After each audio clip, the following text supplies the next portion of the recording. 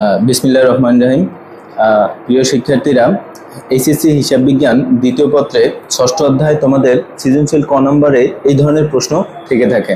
যেমন একটা কোশ্চেন হচ্ছে এরকম, বছরে বিক্রয়ের পরিমাণ 18 লক্ষ টাকা, বিক্রিত পণ্যের ব্যয়ের উপর 25% লাভে পণ্য বিক্রয় করা হয়েছে, তাহলে বিক্রিত পণ্যের ব্যয় কত টাকা?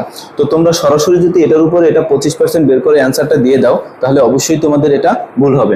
তো যার কারণে এটা খুবই ছোট শর্ট একটা টেকনিক অবলম্বন করে তোমরা অঙ্কটা করে ফেলতে পারো। দুইভাবে করা যায়, আমি দুটো নিয়মই তোমাদের দেখাই দিতেছি।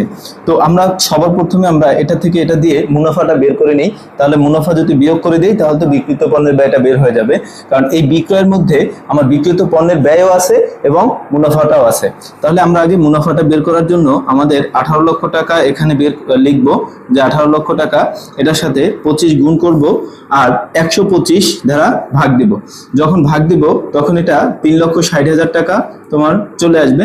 তো 3,60,000 টাকা মানে হচ্ছে এটা কিন্তু বিক্রিত পণ্যের ব্যয় না, এটা হচ্ছে মুনাফা। এখন বিক্রিত পণ্যের ব্যয় তাহলে কোনটা? বিক্রিত পণ্যের ব্যয় হলো এই যে আমার বিক্রয়ের মধ্যে বিক্রিত পণ্যের ব্যয় এটা তো আছেই, তো আর মুনাফাটাও আছে। তাহলে 18 লক্ষ বিয়োগ হচ্ছে 3,60,000। তাহলে এটা থেকে যদি আমরা এটা বিয়োগ করি তাহলে 14,40,000 টাকা এখানে তোমার চলে আসতেছে। এই 14,40,000 টাকাই হচ্ছে তোমার বিক্রিত পণ্যের ব্যয়। ধন্যবাদ সবাইকে।